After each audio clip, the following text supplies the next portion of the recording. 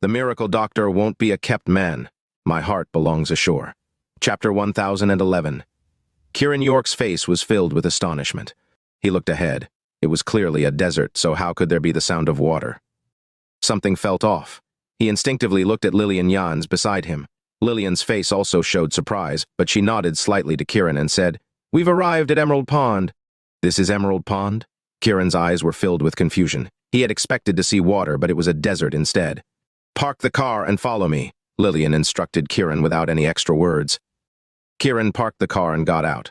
Jenny Leo also got out and immediately clutched her stomach, saying to Kiran, "I need to use the bathroom. Don't peek at me." Kiran was speechless at Jenny's words. She had no issue seducing him when she was undressed, but now she was worried about him peeking. It was baffling. He ignored her and looked in the direction of the sound, not noticing that Jenny had run in the opposite direction to find a place to relieve herself. "How can there be the sound of water in this desert?" Kiran asked Lilian again. "This place is very dangerous." "You need to be mentally prepared," Lilian warned, her face showing concern. "What do you mean? Is this Cassandra Yarrow really that formidable that you all fear her?" Kiran looked at Lilian, his face showing disdain and indifference. Lilian, frustrated by Kiran's arrogance, glared at him and said, "Don't underestimate her. Cassandra Yarrow is renowned for being as beautiful as your mother." "What's the use of being beautiful? She could still be just a pretty face." Kiran dismissed it nonchalantly. Lilian felt helpless dealing with Kiran's attitude. She rolled her eyes and looked away. Kiran remained silent, waiting for Jenny to return. After 2 or 3 minutes, there was still no sign of Jenny. Feeling something was wrong, Kiran turned to look in the direction Jenny had gone. He suddenly realized she was nowhere to be seen. "Where did Jenny go?" Kiran asked Lilian in surprise. Lilian also turned to look and found Jenny missing, her face full of confusion. "She just went to relieve herself, didn't she?" Lilian said as she quickly walked in the direction Jenny had gone. Kiran hesitated for a moment before following, concerned about seeing Jenny in an awkward situation. When Lilian reached the spot Jenny had been, she saw nothing on the ground, and there was no trace of Jenny. "Oh no, she must have been captured by Cassandra Yarrow." Lilian's voice was filled with anxiety and worry. Kiran's expression turned grave. He quickly scanned the surroundings for any signs, but found nothing. "Do you know how to get to Emerald Cave?" "We need to go there now," Kiran asked, his voice cold and filled with killing intent. Lilian's eyes showed worry. Jenny was now linked to Kiran. Her capture was like placing a sword over Kiran's neck. "I only know the general direction of Emerald Pond, not the exact location," Lilian replied, her brows furrowed. "Let's follow the sound. We might find it that way," Kiran said, taking Lilian's hand. Lilian tried to pull her hand back, but Kiran held on tighter. "This place is strange. We should stay close in case anything happens." Lilian blushed at Kiran's explanation, but didn't pull her hand away. Holding hands, they walked towards the sound. However, Kiran was puzzled. He continuously tried to sense Jenny using his connection with her, but the sound of the flowing water seemed to disrupt everything, preventing him from staying calm. Kiran felt annoyed and angry.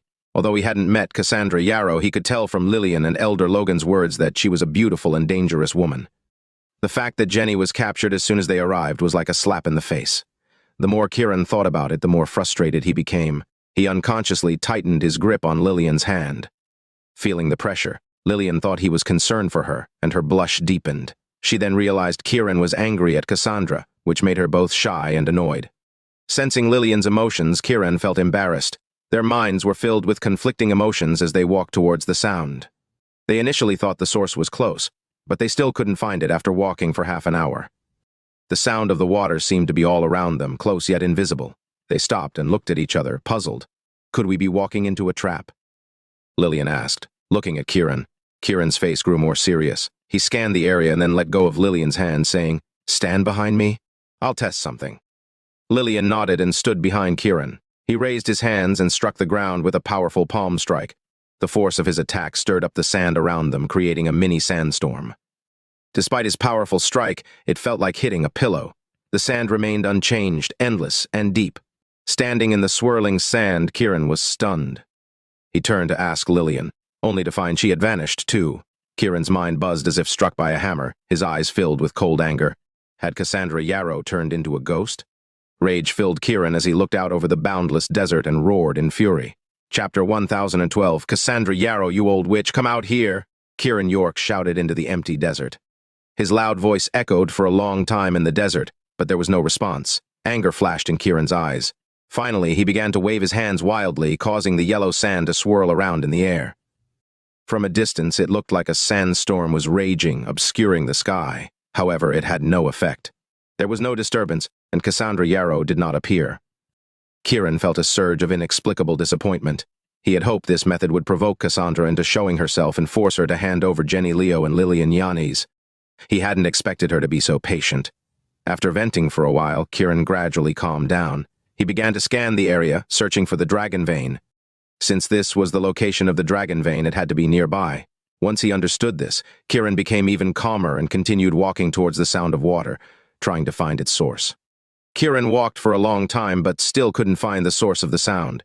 Instead, he became so thirsty that he felt he might pass out from dehydration.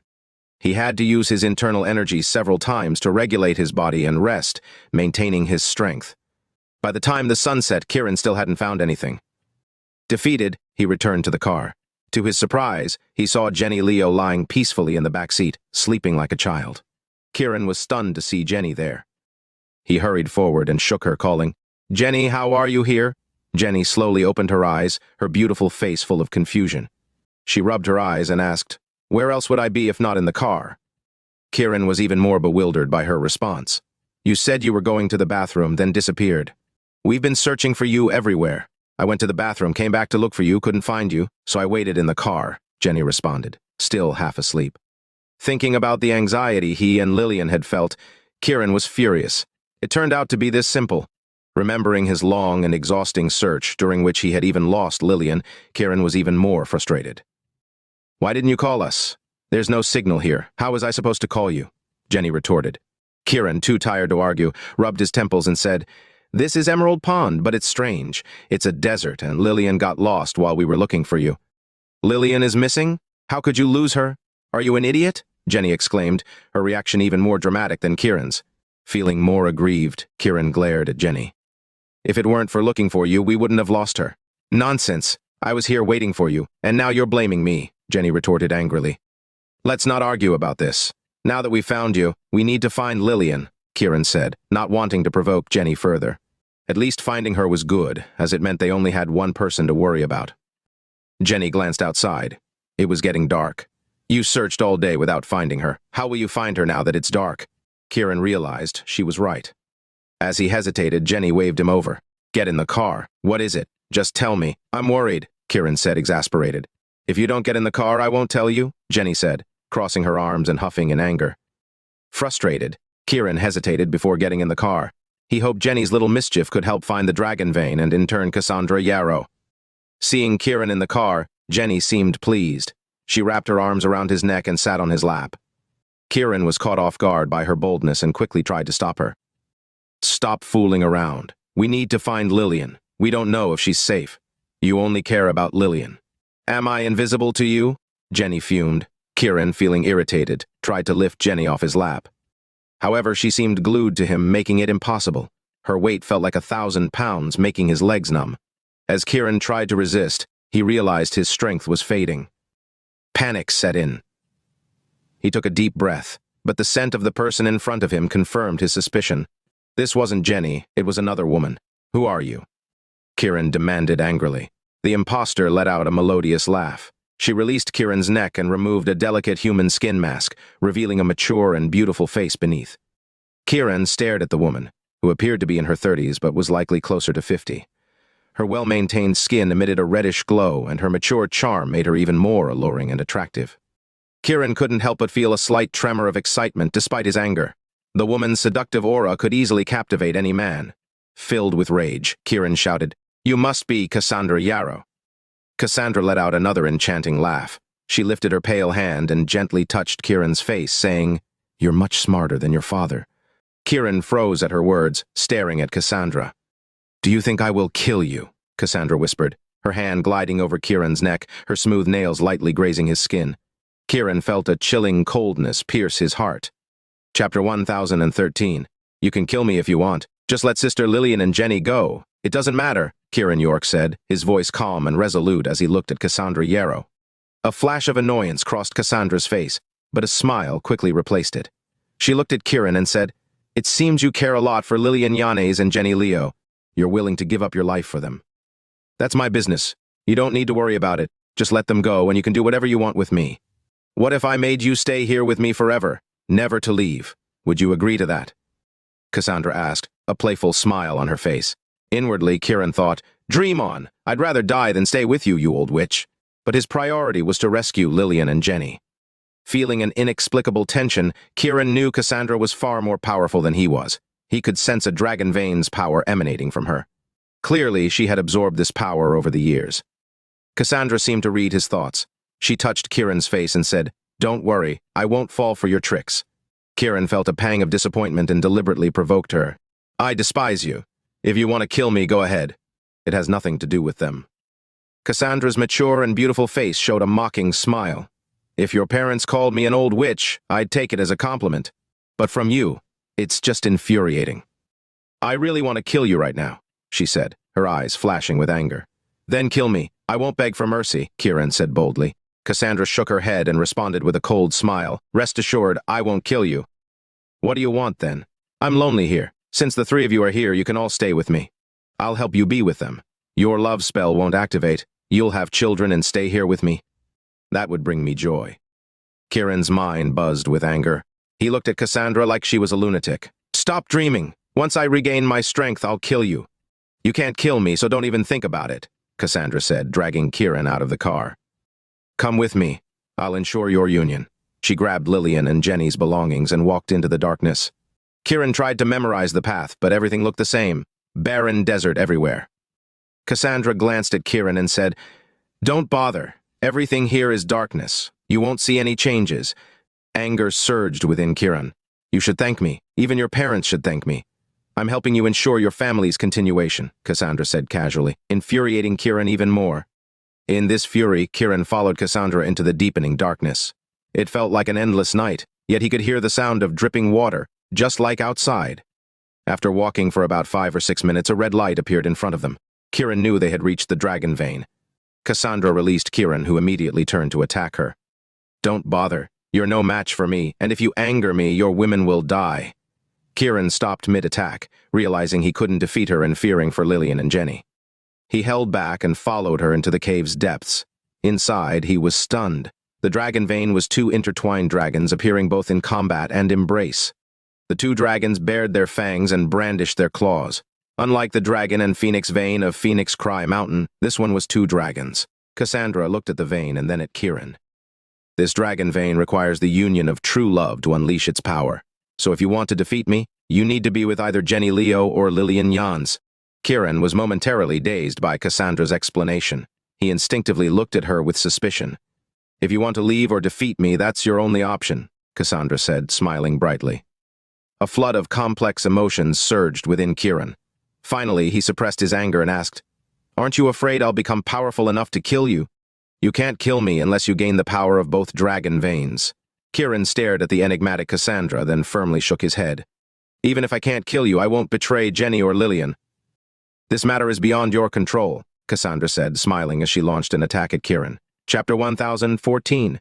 Without saying a word, Kiran York instinctively raised his hand to counterattack. A loud bang echoed, sounding like 2 pieces of iron clashing.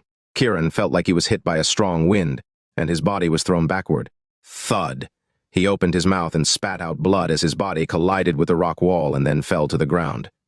Kiran had no chance to counterattack. Even more, he couldn't even adjust himself in midair to avoid injury. He was stunned.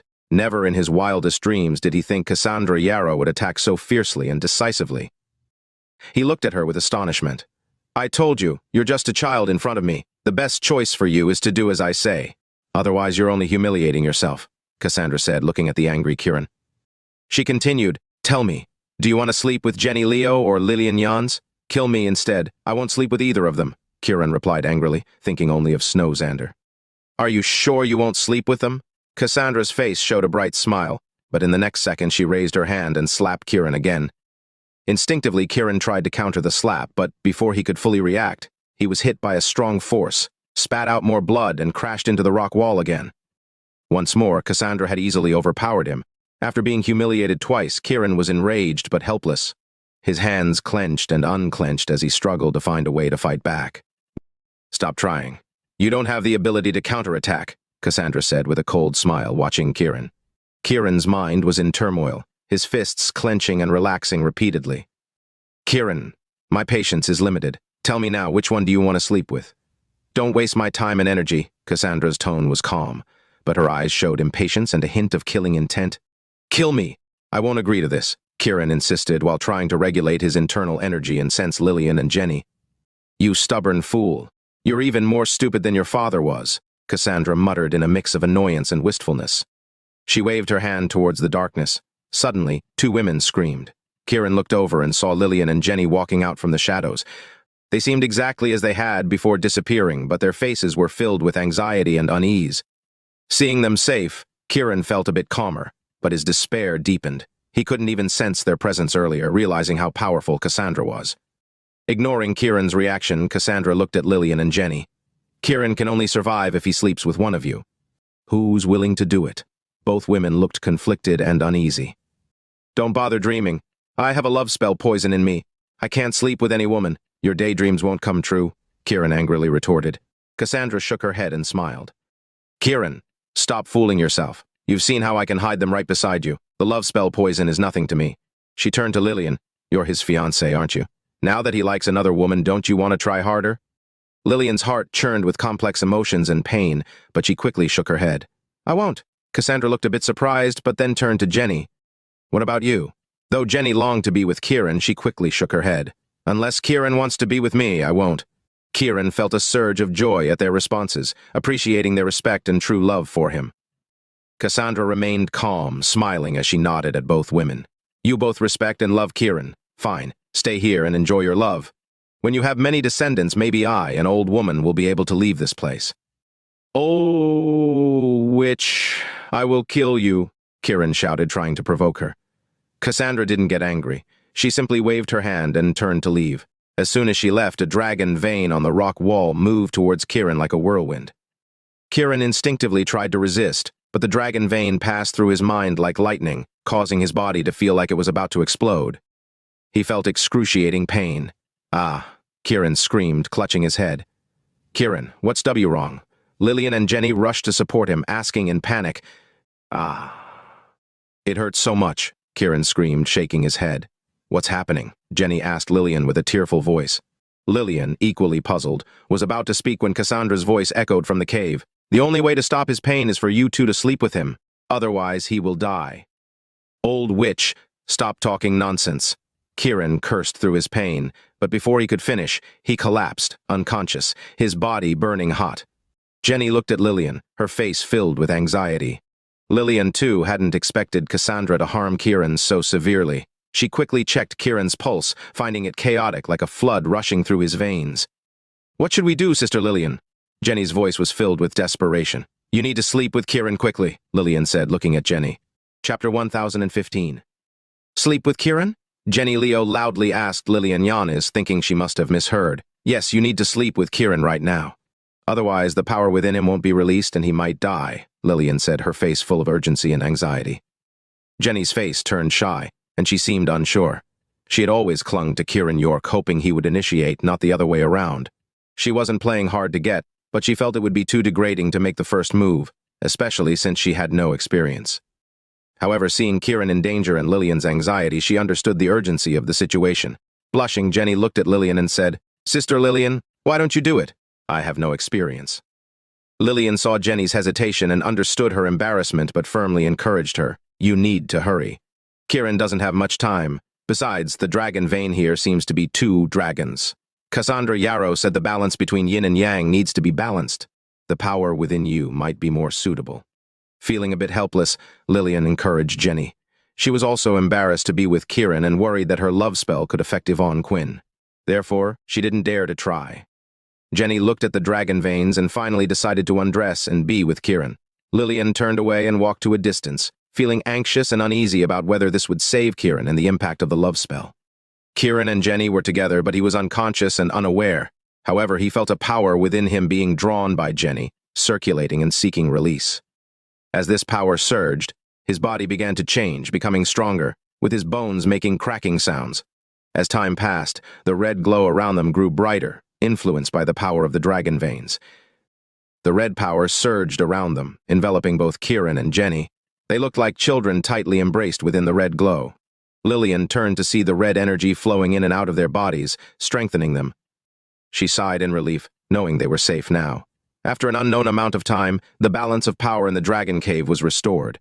Both the dragon veins and the bodies of Kiran and Jenny glowed with red light. Through the bond with the joyful Odyssey, Lilian also absorbed some of the dragon veins' power, and she too glowed with the red light. Finally, Kiran let out a low groan and slowly opened his eyes. Hearing this, Lilian turned to look at him. Jenny lay on Kiran's chest, motionless like a sleeping child. Kiran, seeing Jenny naked on him, felt a mix of emotions and looked at Lilian, feeling embarrassed. Lilian's face was also red with embarrassment, but she quickly approached and asked, "How do you feel? Has the power within you balanced out?" Hearing Lilian's concern, Kiran felt reassured. He checked his energy and nodded. When Cassandra Yarrow attacked, it felt like my body was going to explode. Lilian, recalling the recent events, couldn't find the words to describe her feelings. She thought, "It wasn't just recent. We've been here for a long time, though it's hard to tell day from night. It's good that you're okay now. I think you and Jenny have absorbed the power of the two dragon veins. Try to consolidate it with her," Lilian suggested, turning to leave. "Sister Lilian, is your love spell okay?" Kiran asked, concerned. Lilian shook her head, puzzled. "Strangely, I can't sense your thoughts anymore. Can you sense mine?" Kiran shook his head. "No, it seems we've been cut off." Hearing "cut off," Lilian felt an unexpected sadness, feeling as if she was forever separated from Kiran. She quickly adjusted her emotions and said, "Don't worry about it now. Focus on strengthening your power." Kiran nodded and began to channel his energy. Feeling this, Jenny slowly opened her eyes. Seeing herself naked with Kiran, she blushed, remembering she had initiated it. Supporting herself on Kiran's chest to get up, Jenny was pulled back by Kiran. She thought he was being inappropriate and angrily said, "Stop it, Sister Lilian is still here. I'm not dressed. Don't move. Let's channel the dragon veins' power together to absorb more of it," Kiran said. Realizing it was for the power, not for any improper reason, Jenny cooperated and began to practice with Kiran. After an unknown amount of time, they finally reached a peak in their power, both sighing in relief with joy on their faces. Cassandra Yarrow's voice echoed at that moment. "Put your clothes on.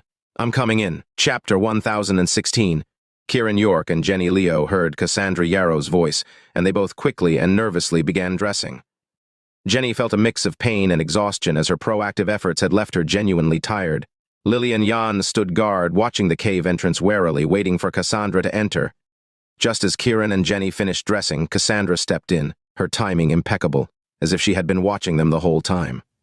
Kiran and Jenny stood side by side, both blushing, the remnants of their passion still evident on their faces. Though their actions had been necessary to save Kiran's life, they felt as though they had been spied on throughout the process. Cassandra's beautiful face still wore a faint smile, as if nothing unusual had happened. She looked at Kiran and Jenny with a look of admiration and joy. "Old witch!" Kiran's anger surged, and he shouted at Cassandra. Instead of getting angry, Cassandra smiled and said, "I've helped you gain power, slept with Jenny, and severed the love spell. Now you can sleep with any woman you want, yet you still call me an old witch?" Kiran's emotions were tumultuous. Losing the love spell that tied him to Lilian and Yvonne Quinn left him with a strange sense of loss. Seeing through Kiran's thoughts, Cassandra turned to Lilian and said, "It seems Kiran truly likes you. He can't stop thinking about you and really wants to be with you." Lilian blushed deeply, lowering her head without a word. "Old witch, now that I have power, I want to kill you," Kiran declared, stepping forward, ready to fight. Cassandra waved dismissively, smiling. "There's no need to fight me. I don't want to fight you either. However, I want to kill you." Kiran's voice was firm as he glared at Cassandra. "Kiran, you three can leave this dragon vein now. You don't need to worry. I'll continue guarding it here," Cassandra said, her eyes lingering on Kiran for a few moments as if she had more to say but decided against it. "I won't leave until I kill you," Kiran insisted, still seething from Cassandra's manipulations. Cassandra shook her head with a forced smile. "When you see your mother, Zara Yanes, tell her that I only slept with your father out of jealousy." "What did you say?" Kiran was shocked, his mind reeling. "My master is still alive?" Lilian asked, her attention on Cassandra. "Zara Yanes isn't that easy to kill.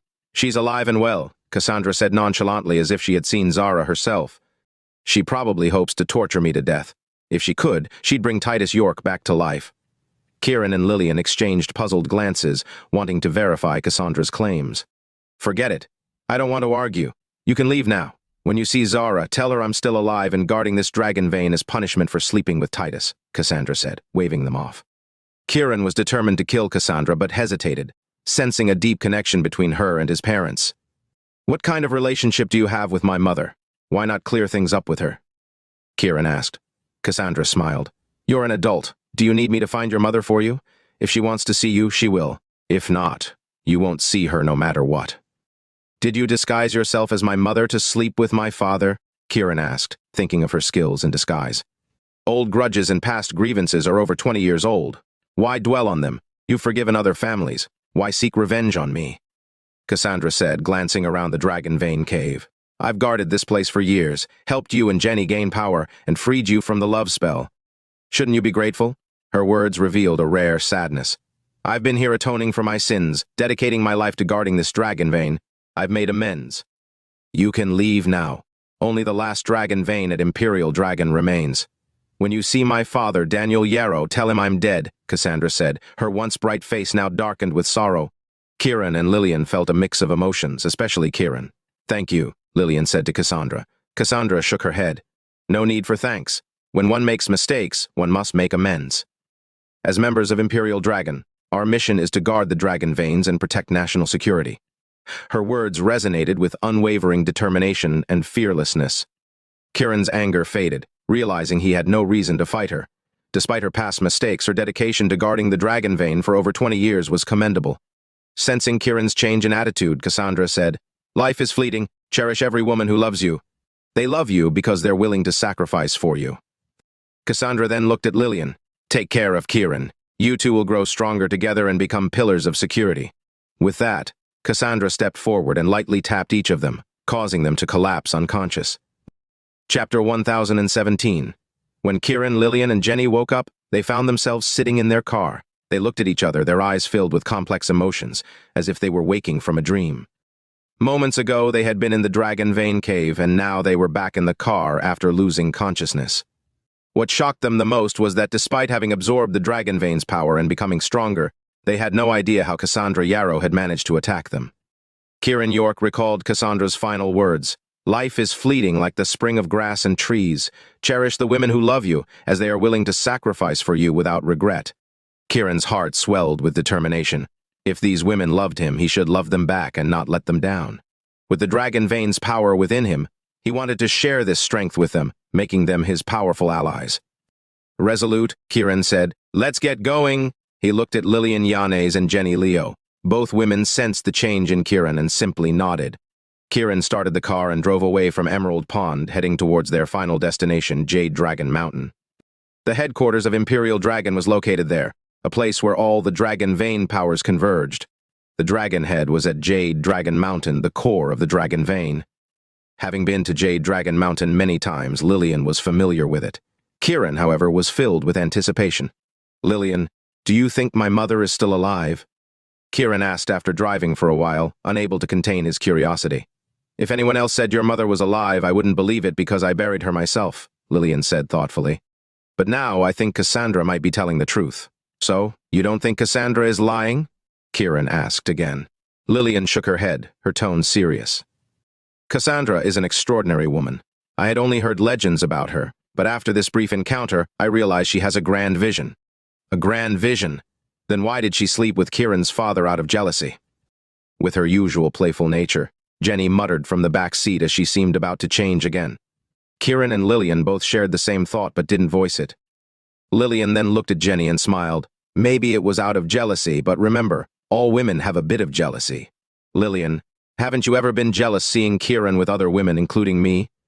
Jenny asked seriously, her pretty face blushing. Her question left Lilian embarrassed and at a loss for words. She glanced at Kiran nervously, worried about his reaction. Kiran also felt awkward. He glared at Jenny and said, Stop talking nonsense and sit properly. Why are you scolding me? If you keep it up, I'll get rid of the baby if I'm pregnant with your child, Jenny threatened defiantly. Kiran was at a loss for words, turning to focus on the road, ignoring Jenny. Jenny looked at Kiran with a triumphant expression. Lilian smiled and said, You two should figure this out. What will we do when we see Snowzander? She can stay as Kiran's main wife. I'm not competing with her. I just want to be with Kiran when I feel like it, Jenny said nonchalantly. Kiran's hand trembled, almost driving off the road. Jenny's words made him feel like a mere bed companion. Jenny glared at Kiran. What's wrong? Do you want Lilian and me to die with you? Kiran wished he could disappear into a hole, feeling utterly defeated by Jenny. Lilian chuckled, a rare sight that left Kiran stunned by her beauty as he glanced at her. Lilian quickly regained her composure and said, Stop bickering. Life together will inevitably have its ups and downs. I won't spend my life with him. I'll be with him when I want and leave when I don't. I prefer staying in Dragon City where I have nothing to do. It's comfortable living there, Jenny said, stretching her arms lazily. Kiran felt helpless with Jenny. He might have kicked her if it weren't for the dragon vein's power in her and her connection to him.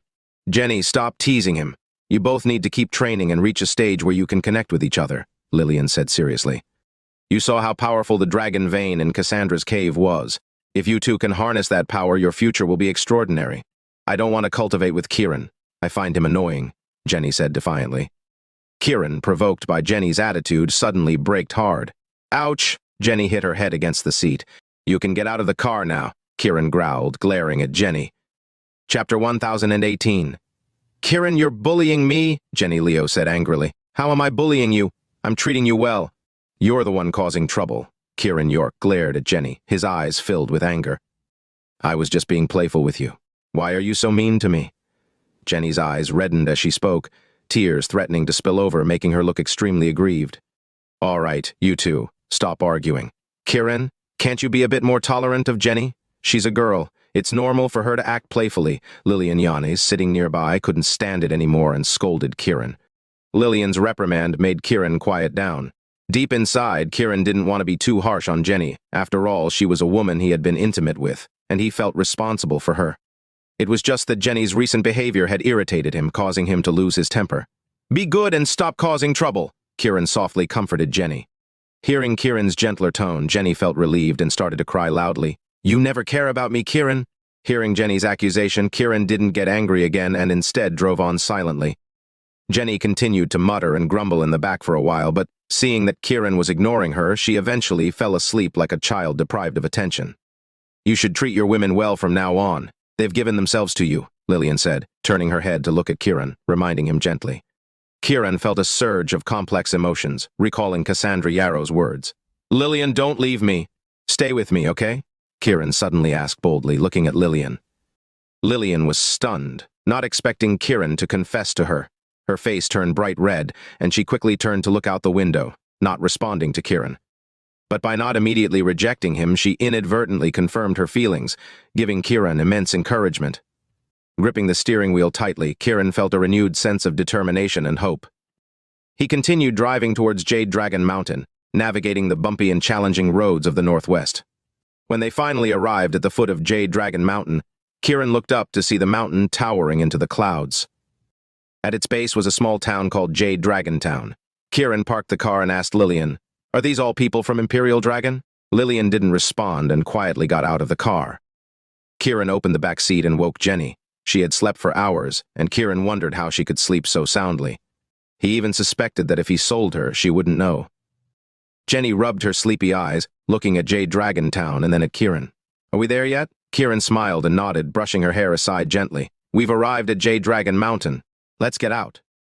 Feeling Kiran's care, Jenny beamed with joy. She wrapped her arms around Kiran's neck. Seeing Jenny's childlike behavior, Kiran smiled and felt even happier, remembering that Lilian had not rejected him.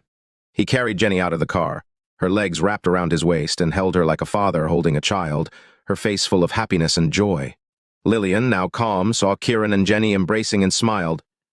Her smile, blending with the scenery of Jade Dragon Mountain, was like a blossoming snow lotus, radiant and beautiful.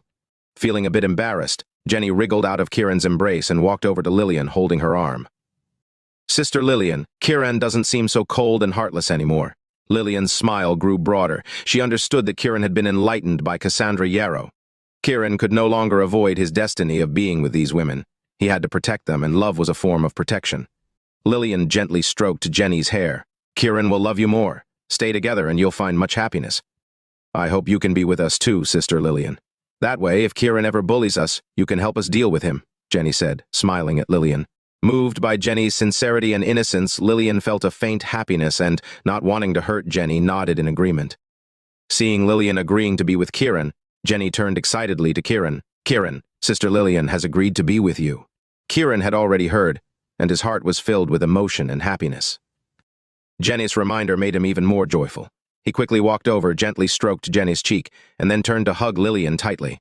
Lilian didn't resist. Instead, she hesitantly lifted her arms and hugged Kiran back lightly. Her face showed happiness, but her eyes were filled with a hint of melancholy and worry. She knew the challenges they were about to face, tests of life and death. Thinking of Cassandra's formidable martial arts, Lilian knew Daniel Yarrow's skills would be even stronger. She pondered for a moment, patted Kiran's shoulder, and said, "Come with me." Chapter 1019. Kiran York released Lilian Yanez and then walked ahead with Jenny, Leo, and Lilian. Lilian led them to the Jade Dragon Hotel in Jade Dragon Town. Kiran and Jenny were amazed by the hotel's high-end, all-wood structure that exuded grandeur and sophistication. On the mainland, such a hotel would surpass even a 5-star rating. What shocked Kiran more was that everyone here was highly skilled in martial arts, comparable to the elders of Dragongate and Tigergate. Kiran realized that Jade Dragon Mountain was a dangerous place, full of experts. Given that this was the headquarters of Imperial Dragon, it was clear these masters were not just protecting the sect, but also symbolizing its power. Lilian walked confidently ahead, and a young woman quickly approached. "Welcome back to Jade Dragon Mountain, Sect Leader Yanez," she said, bowing respectfully from a distance. "Thank you, Barbara," Lilian replied with a smile. Barbara shook her head quickly and continued respectfully. "Sect Leader, I've reported your request to meet with the Master, but there has been no response yet." She then pointed to the Jade Dragon Hotel. "The rooms are ready for you. You can check in now." Lilian nodded in satisfaction. "Lead the way," she instructed. Barbara led them into the hotel lobby, which featured a massive screen with 9 carved dragons. Each dragon had a unique expression and radiated powerful energy, making them look lifelike. The screen faced directly south, enhancing the lobby's imposing atmosphere. The lobby was filled with various cabinets displaying an array of items, including weapons, treasures, and even stones. The items in the Jade Dragon Hotel represent the victories of the Imperial Dragon over the years, Lilian explained, noticing Kiran's curiosity. Kiran was taken aback, realizing these were war trophies of the Imperial Dragon. He hesitated briefly before approaching a cabinet displaying an Eastern blade. This old blade, stained with blood that had fused with the metal, emanated a chilling, killing intent, evoking the brutality and bloodshed of the past. Seeing Kiran's interest in the blade, Lilian explained, "This blade is a trophy from the battle at Belford Mountain, where sect leader Axel Yanez defeated the top master of Sunland." Hearing that it was Axel Yanez's trophy, Kiran felt a deep respect. During that battle, sect leader Yanez summoned the dragon spirit of Belford Mountain to slay his opponent, Lilian added somberly. "His blade has killed many of our people, and despite being here for years, it remains tainted with evil." As Kiran gazed at the blade, he instinctively reached out to touch it. Suddenly, a surge of energy erupted within him, and the quiet blade began to hum, causing the entire hotel to shake. Everyone's eyes turned to Kiran, and some rushed over to stop him. Kiran tried to pull back his hand, but then heard Lady Mika's voice in his ear. "Kiran, remember to bring this Eastern blade next time you come to Sunland, or be prepared to collect Aoki Kozner's body." Kiran's mind went blank upon hearing Lady Mika's voice. He couldn't believe she could still control him despite his newfound strength. "Don't dream. I won't bring it," Kiran said instinctively, looking at the empty air. "Whether you bring it is up to you, but I've warned you. You should know the consequences." Lady Mika's voice faded, leaving a deep shadow in Kiran's heart. "What's happening?" Lilian stopped the approaching Imperial Dragon members and asked Kiran.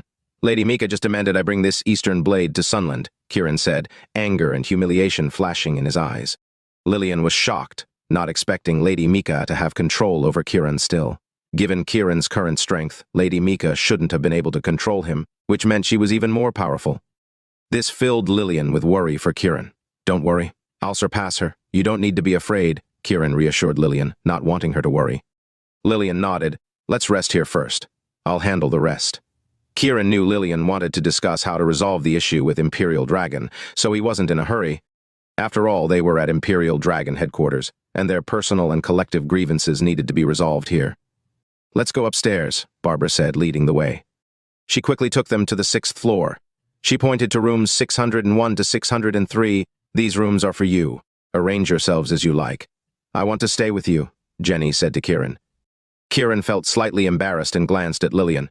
Lilian didn't speak and walked towards room 603. Knowing what Jenny intended, Kiran decided to take room 601, leaving room 602 in between to muffle any noise. As soon as Kiran and Jenny entered their room, Jenny threw herself into Kiran's arms. Chapter 1020. Kiran York held Jenny Leo as they slept. He woke to the sound of Lily and Yana's knocking on the door. Jenny, completely naked, lay on Kiran's chest like a sleepy kitten. His movements woke her up. Jenny sleepily opened her eyes, her hand caressing Kiran's body, still basking in the afterglow of their intimacy. Kiran felt a pang of guilt, thinking about his wife, Snow Xander. "Get up. It's probably Lilian calling us," Kiran said to Jenny. "I'm so tired. I just want to keep sleeping."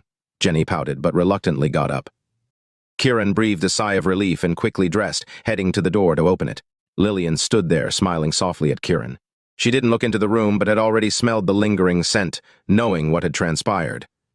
"It's time to eat. Let's go," Lilian said. Kiran felt a bit embarrassed, but nodded quickly. "Give me a moment, Lilian. I'll clean up and join you. The dining area is in room 101 on the first floor." "You and Jenny can go directly there," Lilian said before turning to leave. Kiran returned to the room. Jenny was still lounging in bed, reluctant to get up. Seeing Kiran, she stretched her arms out lazily, waiting for him to hug her. Kiran, helpless, walked over and embraced her. Jenny wrapped her arms around Kiran's neck, smiling happily. She lifted her head and kissed him passionately. They kissed for a long time, as if some strange force held them together. After a while, Kiran reluctantly pulled away. "We should go eat. Lilian is waiting." Jenny pouted playfully. "Are you scared of Lilian too? Are you afraid of your wife, T2? Kiran felt helpless at Jenny's teasing. He remembered the time Lilian had beaten him up, leaving a lasting impression. "Come on, get up," Kiran urged. Jenny pretended to be annoyed, but got up. She moved around naked, trying to tease Kiran. Finally, Kiran had to help her dress. The closeness between them grew, their love deepened. Kiran felt like he had opened a new door to life after letting go of his past grudges and complications. Once they were ready, they took the elevator downstairs to room 101. The elevator stopped on the third floor, and a tall man got in. He was muscular and dark-skinned, exuding a chilling aura. Seeing Kiran, the man's body emitted intense killing intent.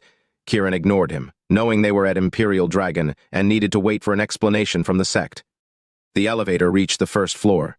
Kiran, holding Jenny, stepped out, followed by the man who suddenly attacked Kiran without warning. Kiran was about to counter when Jenny turned and kicked the man, sending him flying. "Do you want to die, attacking my husband?" Jenny's face was filled with rage and killing intent. The man screamed in pain as he crashed into the wall, causing it to crack and debris to fall. The noise alerted others, and many Imperial Dragon guards rushed over. Seeing the man bloodied and unable to get up, they were shocked. This man, Rex Kane, was the deputy security chief of the Jade Dragon Hotel and a top fighter in the hotel, ranking in the top 5 in combat skills. The top 4 included the chief and 3 hidden experts who rarely appeared but protected the hotel. Yet, such a top fighter had been severely injured without the attackers even breaking a sweat. The guards looked at Kiran and Jenny, hesitating to engage them. Jenny, flipping her hair, said coldly, "Who else wants to die?" "Come on!" Her voice was chilling and domineering, filled with killing intent, lowering the temperature in the hall. The guards exchanged glances, contemplating whether to signal the hidden experts. At that moment, Lilian arrived and, seeing the scene, shouted, "Everyone stand down, no fighting!" The hesitant guards stopped immediately, obeying Lilian's command. Lilian approached Kiran and Jenny, asking, "What happened? Why the conflict?" "This foolish man tried to ambush us, so I kicked him," Jenny said calmly. Lilian's eyes twitched slightly in surprise. She hadn't expected such strength from Jenny. Looking at Kiran, she noticed his aura had also grown stronger. Lilian realized that their bonding had strengthened their dragon vein power, making them more formidable. Lilian felt a hint of joy, hoping Kiran's growing strength would help against the formidable Daniel Yarrow. She walked to Rex Kane, pressing a few acupoints to stabilize him, then turned to the guards. "Take him for treatment. Without my order, no one is to act rashly."